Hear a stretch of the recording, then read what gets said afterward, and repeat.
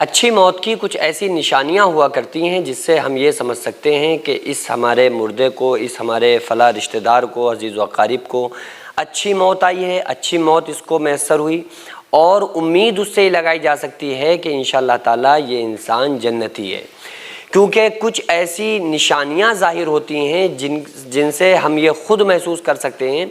کہ بھئی یہ نشانیاں اس بندے کے اندر موجود ہیں، تو لہٰذا اس موت کو ہم اچھی موت کہہ سکتے ہیں۔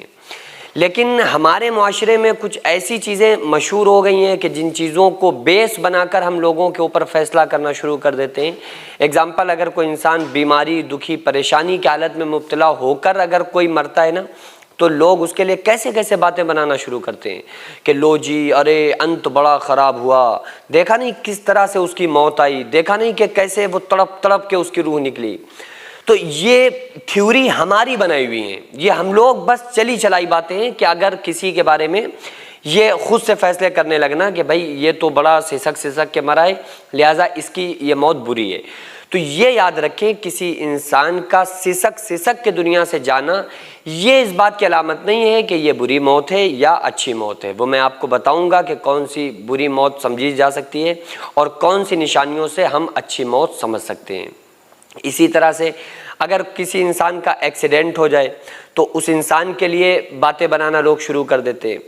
تو لیکن جو ایکچول میں جو قرآن و حدیث کی اگر میں بات کروں اور اس کے مطابق میں بات کروں، تو اچھی موت کی جو نشانیاں ہوتی ہیں نا، یہ بات صحیح ہے کہ جیسے ہی حضرت ملک الموت، موت کا فرشتہ انسان کے پاس کسی نیک انسان کی روح قبض کرنے کے لیے آتا ہے نا، تو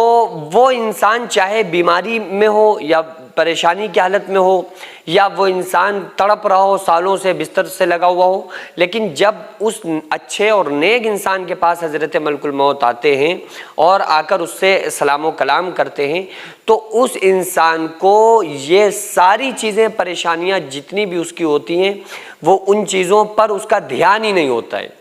اور اس کے لیے وہ سب سے اچھا میسج ہوتا ہے۔ وہ فرشتے کی جانب سے موت کا جو پیغام لے کر آتا ہے نا فرشتہ، وہ سب سے اچھا اس بندے کے لیے میسج ہوتا ہے، کیونکہ وہ نیک بندہ ہے۔ آقا علیہ الصلوۃ والسلام نے ارشاد فرمایا، تحفہ المؤمنین الموت، کہ مومن کا تحفہ موت ہے، یعنی موت جو ہے وہ مومن کے لیے گفٹ ہے، تحفہ ہے، اور وہ بڑا خوش ہوتا ہے۔ وہ یہ کہتا ہے کہ مجھے جلد سے جلد مجھے اصلی ٹھکانے میں، یعنی کہ میرے گھر میں، یعنی کہ قبر میں مجھے جلد سے جلد پہنچا دو، اور میں یہ نہیں چاہتا کہ اب میری میت کو اٹھانے میں، نہلانے میں، دھلانے میں، اس میں کوئی بھی تاخیر برتی جائے، کوئی بھی دیری کی جائے، مجھے یہ بات بالکل پسند نہیں۔ وہ گویا کہ زبان حال سے، زبان قلب سے یہ کہنے کی کوشش کرتا ہے کہ لوگوں دیری مت کرو، مجھے جلد سے جلد مجھے قبر کے اندر لے کر چلو۔ کیوں کہتا ہے وہ؟ کیا وجہ ہے اس کی؟ وجہ یہ ہے کہ وہ مومن تھا، وہ نیک بندہ تھا،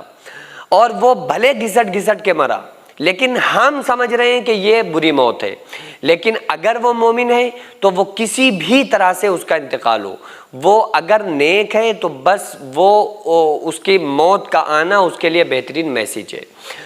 اور اگر کوئی انسان اچانک مر جائے،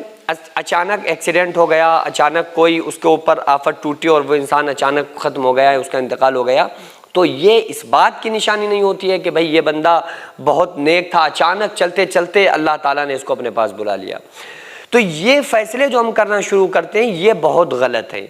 ہاں، ہم ہر بندے کے لیے، ہر اس شخص کے لیے جس کا انتقال ہو چکا ہو، اس کے لیے ہمیں اچھا گمان رکھنا چاہیے۔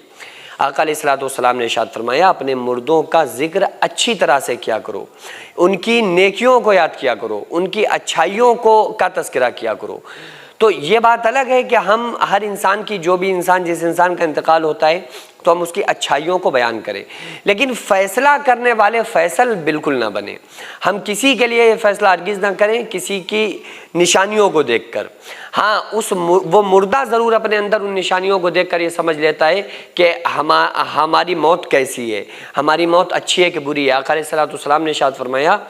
کہ اگر مومن کو بخار آتا ہے تو اس کے گناہوں کا کفارہ ہوتا ہے۔ تو ہم تو یہ سمجھ رہے ہیں کہ بھئی اس کو بخار آ گیا، یہ بیمار ہو گیا، یہ پریشانی میں مبتلا ہو گیا،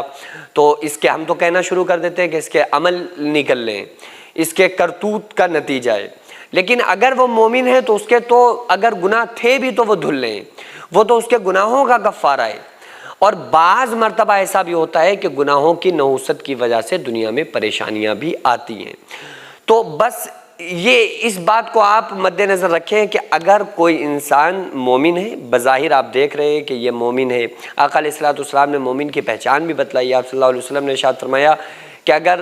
صحابہ نے پوچھا نا کہ یا رسول اللہ صلی اللہ علیہ وآلہ وسلم میں کیسے جانوں کہ میں مومن ہوں، تو آقا علیہ السلام نے ارشاد فرمایا کہ اچھے کاموں سے خوشی، برے کاموں سے کھٹک پیدا ہو جائے نا تو تو سمجھ لے کہ تو مومن ہے۔ تو آپ صلی اللہ علیہ وآلہ وسلم نے دوسروں کے لیے بیان فرمایا کہ جس کو 5 وقت مسجد میں جاتا دیکھو اس کے ایمان کی گواہی دو۔ تو بہرحال اگر ہم دیکھ رہے ہیں نا کہ اچھا نیک آدمی کی ویسے ہی الگ سے پہچان ہو جاتی ہے نا کہ بھائی یہ نیک ہے یار، بڑا سجن آدمی ہے، صوفی آدمی ہے، نماز روزے کا پابند ہے اور صوم و صلات کا پابند ہے، یہ دنیا داری میں نہیں پڑتا ہے۔ تو بس یہ نشانی آپ کو اس کو بہتر کہنے کے لیے کافی ہے کہ آپ اس کو مسجد میں جاتا دیکھ رہے ہیں، نماز پڑھتا دیکھ رہے ہیں، آپ اس کے اندر وہ تمام چیزیں دیکھ رہے ہیں کہ شریعت کا پیروکار ہے۔ تو اب اس کے اندر کوئی بھی علامت ہو، اب چاہے وہ گھسٹ کے مر رہا ہے تو اس کی یہ بھی نشانی اچھی موت ہونے کی ہوتی ہے۔ اچانک سے اس کا انتقال ہو رہا ہے تو یہ نشانی اس کے لیے جو کہ نیک ہے، مومن ہے، اچھائی کی نشانی ہے۔